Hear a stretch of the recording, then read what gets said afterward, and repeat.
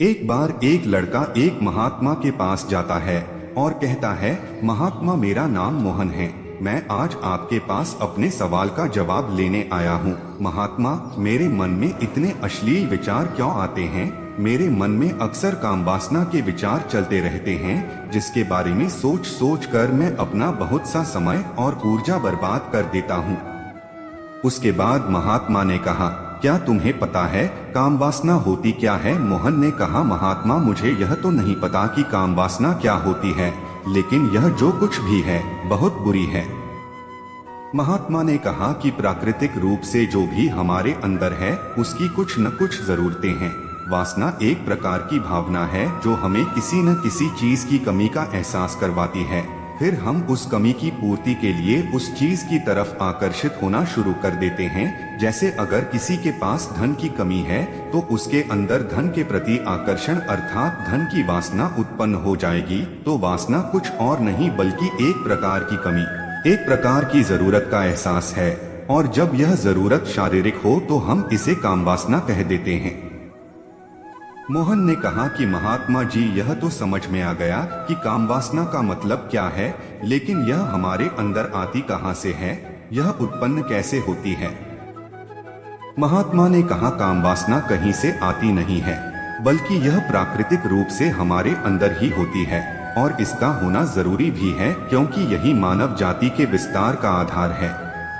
मोहन ने कहा, महात्मा जब कामवासना प्राकृतिक रूप से हमारे अंदर मौजूद है तो फिर लोग कामवासना को गलत क्यों बोलते हैं? महात्मा ने कहा, यह बहुत बड़ी समस्या है कि लोगों ने कामवासना को गलत नजरिए से देखना शुरू कर दिया है और इसे दबाने की कोशिश करना शुरू कर दिया है। कामवासना का होना गलत नहीं है, बल्कि कामवासना का बेलगाम होना गलत है। केवल उसी के बारे में हमेशा सोचना, केवल उसी के लिए जीना, केवल उसी को अपने जीवन का लक्ष्य बना देना गलत है। महात्मा ने मोहन से कहा, पूछा, तुम्हें क्या लगता है, क्या जानवरों में भी कामवासना होती है? मोहन ने कहा, हाँ महात्मा जी, जानवरों में भी कामवासना होती है। आखिर जानवरों को भी तो अपनी पीढ़ी आगे बढ़ानी है। इसके बाद महात्मा ने कहा, तो फिर हम जानवरों की कामवासना को गलत क्यों नहीं कहते? मोहन ने कहा, पता नहीं महात्मा जी, आप ही बताएं। महात्मा ने कहा, क्योंकि जानवर अपनी कामवासना का उपयोग केवल संतान उत्पन्न करने के लिए करते हैं, उससे खुशी प्राप्त करने के लिए नहीं और ना ही सुख भोगने के इरादे से। क्योंकि जानवरों को प्रकृति ने इतनी सोचने समझने की शक्ति ही नहीं दी कि वह अपनी कामवासना को अपने सुख का आधार बना सके, जबकि हम मनुष्यों ने अपनी सोचने समझने की शक्ति का दुरुपयोग करके प्रकृति में पाई जाने वाली हर एक वस्तु का उपयोग अपने सुख और आनंद की प्राप्ति हेतु करने का प्रयास किया है। हम इंसानों ने कामवासना के साथ भी यही किया है, इसे अपने आनंद और भोग का आधार बना लिया है। जिस भावना को प्रकृति ने मानव जाति का अस्तित्व बनाए रखने के लिए हमारे अंदर डाला था, उसे हमने जीवन का सर्वोपरि लक्ष्य बना रखा है, और इंसानी कामवासना का यह बेलगाम होना ही उसके दुखों का कारण है। मोहन ने कहा, यह कामवासना हावी कैसे होती है, इसके बेलगाम होने का कारण क्या है? महात्मा ने कहा, कामवासना के बेलगाम होने के मुख्य 4 कारण हैं, जिसमें से पहला कारण है जीवन में किसी बड़े उद्देश्य का ना होना। महात्मा ने मोहन से पूछा कि क्या जब तुम किसी काम में व्यस्त होते हो तब भी तुम्हारे मन में अश्लील विचार आते हैं? मोहन ने कहा, नहीं महात्मा जी, जब मैं व्यस्त होता हूँ तो मेरे दिमाग में अश्लील विचार नहीं आते हैं। महात्मा ने कहा, हमारा दिमाग एक बार में सिर्फ एक ही चीज के बारे में सोच सकता है, इसलिए जब हमारे दिमाग में कोई दूसरे विचार चल रहे होंगे तो अश्लील विचार आ ही नहीं सकते। अगर हमारे जीवन में कोई बड़ा और विशिष्ट लक्ष्य है और अगर हम उस लक्ष्य के प्रति पूरी तरह से समर्पित हैं, तो हमारे पास कभी इतना समय ही नहीं होगा कि यह फालतू विचार हमारे मन में घर कर सके, और अगर ऐसे विचार उठते हैं तो हमारे मजबूत लक्ष्य के विचार इन्हें आसानी से हमारे मन से अलग कर देंगे। लेकिन समाज की असल समस्या यही है कि अधिकतर लोगों के पास उनका स्पष्ट लक्ष्य ही नहीं है। कामवासना के बेलगाम होने का दूसरा सबसे बड़ा कारण है समाज के द्वारा इसे गलत बताकर इसे दबाए जाने की कोशिश करना।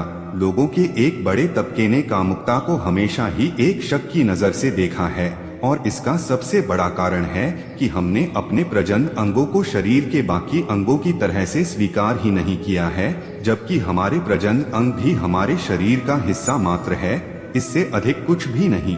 इसके बाद महात्मा ने कहा, इंसानों में कामुकता के हावी होने का तीसरा कारण है हमारा अपने विचारों के प्रति जागरूक न होना। हमारे मन में कैसे विचार चल रहे हैं, हम इस बात पर कभी ध्यान ही नहीं देते।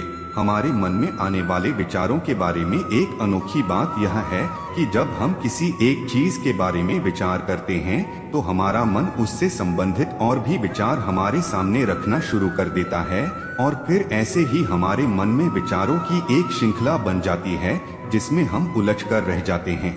ठीक ऐसा ही होता है जब हमने अश्लील विचारों के साथ एक बार किसी को देखकर अपने मन में एक अश्लील विचार पैदा किया, फिर हमारा मन अपने आप ही इन विचारों की श्रृंखला बना देता है जिसके बारे में सोच सोचकर हम अपनी बहुत सी ऊर्जा और समय बर्बाद कर देते हैं। इसलिए पूरी जागरूकता के साथ अपने अंदर उठने वाले विचारों पर ध्यान देना जरूरी है। महात्मा ने कहा, अश्लील विचारों के हावी होने का चौथा कारण बुरी सोच और अश्लील विचारों वाले व्यक्तियों की संगति करना।